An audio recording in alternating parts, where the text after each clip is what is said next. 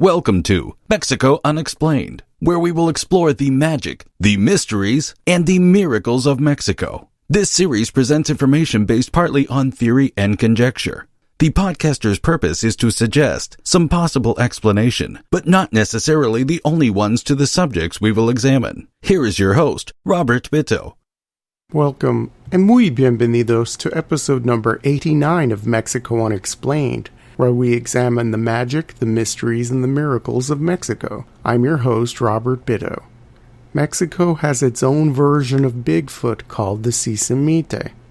Some people claim that Mexico has its own type of Roswell incident when a flying saucer crashed outside the northern Mexican town of Coyame. There exists an area in Mexico's Chihuahua Desert full of strange magnetic anomalies, disappearances, and unexplained objects in the sky. People liken this to the Bermuda Triangle. It's only logical to ask the question, does Mexico have the equivalent of the Loch Ness Monster? Bad Scottish weather aside, the answer is a complicated yes, or perhaps just a maybe. When the Spanish arrived in the New World, they were met with unfamiliar peoples, new landscapes, and strange plants and creatures. In the lakes surrounding the Aztec capital of Tenochtitlan, there was said to lurk a strange creature, one that would attack people and capsize fishing boats. The creature's territory was restricted to the lakes and rivers around the main city of the Aztecs, later the Mexico City of the Spanish. But it was sometimes seen in other parts of Mexico, always close to the center of the old Aztec heartland.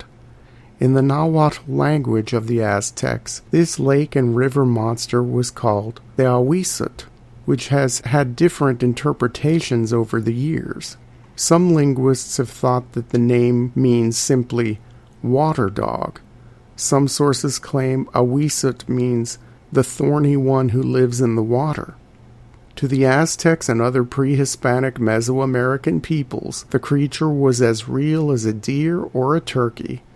It was not a fantastic animal of myths and legends, but a tangible part of nature.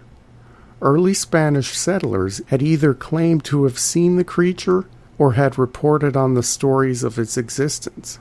The great conquistador Hernán Cortés even wrote the King of Spain about the Ahuizotl. From a translated passage, Cortés gives a pretty detailed description of this strange creature.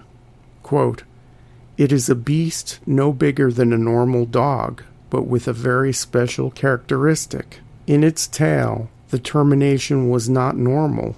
It did not end in a tip. It had a claw with which it killed its prey. One day, while repairing a small boat, the sailors heard the cry of a child. Strangers rushed to help the child because their cries came from the lake, because they thought the child was drowning. But to their surprise, they never saw the child. They stepped closer to the shore to distinguish where the weeping came from and to see if they could help the crying child, when out of nowhere a claw grabbed the sailor by pulling him from the boat and dragging him to the bottom of the lake. Frightened, his companion hurried to warn that a creature in the lake had killed his friend. They went out to look for the sailor's body without success. When returning, the natives explained to them that it had been the Ahuizotl, that it is a mystical and sacred animal. The sailors said that not even an animal could take a man in such a way, that it was the work of the devil. But the disappearances were more and more constant, and the men did not dare to go out alone, unless if they heard the cry that sounded like a child." End quote. Spanish settlers reported many sightings of the creature, which was of no surprise to the Aztecs, who had no doubt that the Ahuizotl was real. It was usually described as being about the size of a coyote, with dark eyes and thick, glistening fur. It had large fangs, much like a wolf's, and rounded ears. When it came out of the water and shook itself off, its fur would stand up in parts, and thus some people claimed that the creature had a spiked appearance. Some cryptozoologists, or those who seek to examine and describe previously unknown animals, hesitate to believe that the Ahuizotl was real, because of its strange tail. The tail is what the animal used to snatch its prey and take it to its underwater lair. Perhaps what people were describing were more of a prehensile tail, like that of an opossum or monkey, a sort of third arm to hold on to or to grab things with. The Ahuizotl supposedly moved rapidly, so if it was a real creature, perhaps the human-like hand at the end of the tail was an elaboration or a misidentification. Its legs were described as more ape-like than dog-like, and sometimes the Ahuizotl would stand on its hind legs. As in the Cortés letter to the King of Spain, the creature was said to cry like a baby to lure humans to the edge of the water or out into the water in a boat. In some reports, it also had the capability to laugh like a human. People on dry land were not completely safe, as the Ahuizotl's tail was known to whip out of the water and curl around the leg of an unsuspecting human. Unlike the mysterious lake creature called Nessie in Scotland's Loch Ness, the Ahuizotl did not appear to be reptilian or fish-like, but had more of the characteristics of a medium-sized aquatic mammal. Encounters with the Ahuizotl were never benign. The creature was always described as vicious and prone to anger. The King of Spain, eager to know about the flora, fauna, and people of his new realms, commissioned studies of all the elements of the newly discovered lands, mostly conducted by members of the clergy. One such picture-filled research study is known today as the Florentine Codex, compiled by the Franciscan friar Bernardino de Sahagún between 1545 and 1590, with help from a group of Aztecs who were his former students at the Colegio de Santa Cruz de Tlatelolco.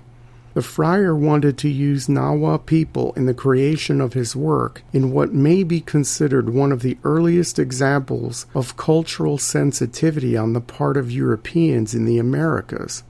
Sahagún wanted to capture the totality of the Aztec world on Aztec terms.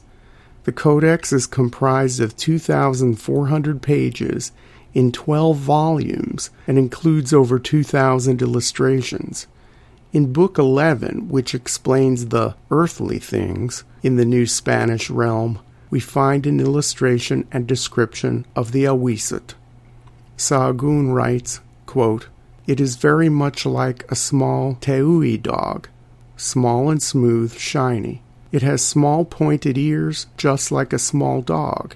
It is black like rubber, smooth, slippery, very smooth, long-tailed. Its tail is provided with a hand at the end, just like a human hand, is the point of its tail. Its hands are like a raccoon's hands or like a monkey's hands. It lives. It is a dweller in watery caverns and watery depths, and if anyone arrives there at its entrance, or there in the water where it is, it then grabs him there. It is said that it sinks him. It plunges him into the water. It carries him to its home. It introduces him to the depths, so its tail goes holding him. So it goes seizing him. The one it has drowned no longer has its eyes, his teeth, and his nails. It has taken them all from him, but his body is completely unblemished, his skin uninjured. Only his body comes out all slippery wet, as if one had pounded it with a stone, as if it had inflicted small bruises.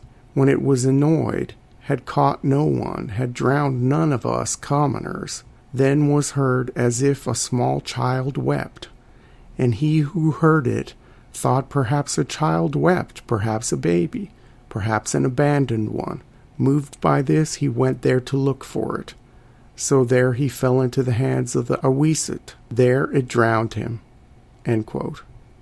According to Aztec beliefs, the unfortunate victims of the Ahuizotl were rewarded in the afterlife.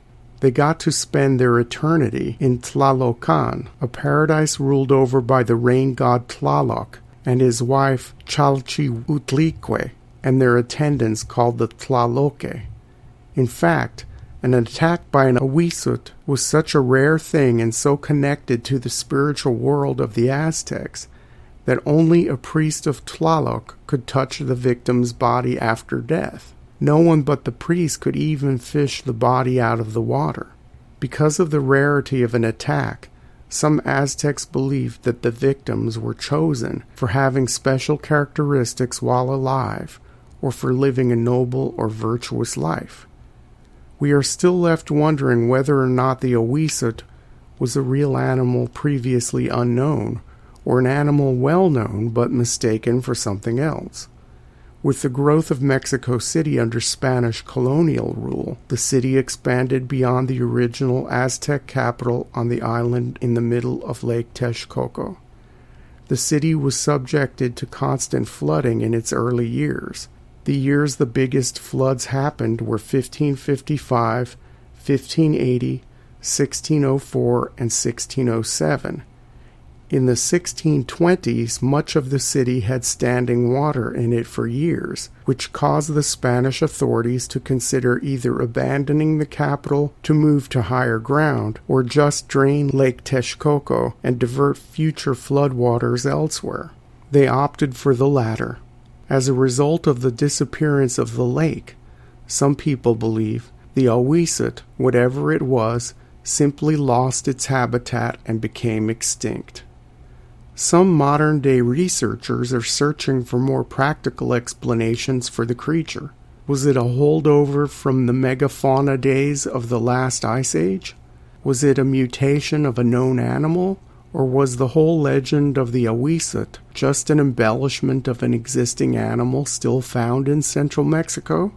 Dr. Matthew McDavitt, an American ethnozoologist, has written on the Ahuizotl and has come to some conclusions on what the creature could have been. He notes similarities among the Spanish eyewitness accounts of the creature and written stories of Aztec lore. In his article, Water Dog Detective, McDavitt makes a list of characteristics found in most of the Ahuizotl accounts. Quote, 1. The size of a small dog. 2. With small rounded ears. 3. Colored black or brown or gray. 4. That lives in rivers of the hot lands in southern Mexico, and which, 5, has a prehensile tail. End quote. McDavitt has narrowed down the options to 2 animals currently found in the warm and tropical areas of Mexico, the southern river otter and the water opossum. He is inclined to believe that the creature was probably an exaggerated form of the water opossum because of the prehensile tail, and he is not the first to propose this. Quintessential Mayanist J. Eric Thompson speculated that the water opossum was the stand-in for the Ahuizotl decades ago. There are many things that remained unexplained if we are to accept this opossum theory. Water opossums are not particularly aggressive and are not known to drown humans. Of course, there is the problem already mentioned regarding the tail with the human hand at the end. If the creature was something altogether different, we are left with the same unanswered questions that exist with other legendary creatures, such as Bigfoot or the Loch Ness Monster. Where is the physical evidence? Why don't samples of bone or fur exist, or even a carcass? Perhaps part myth, perhaps part cautionary tale and part real, the Ahuizotl remains an interesting aspect of the world of the ancient Aztecs. Thank you once again for listening to another episode of Mexico Unexplained. Remember to like and subscribe to us on YouTube and follow us on Twitter. Tell your friends by sharing these shows with others. Please go to our website, MexicoUnexplained.com, for references, illustrations, and for free access to transcripts of past shows. Please visit Amazon.com to purchase the book, Mexico Unexplained, to get a hard copy of the magic, the mysteries, and the miracles of Mexico. We appreciate your kind attention once again. Until next time, thank you and gracias. Thank you for listening to another episode of Mexico Unexplained with host Robert Bitto. For show summary, relevant links and commentary, please check out our website at mexicounexplained.com. Like us on Facebook and be a part of the conversation. Adios and hasta la vista.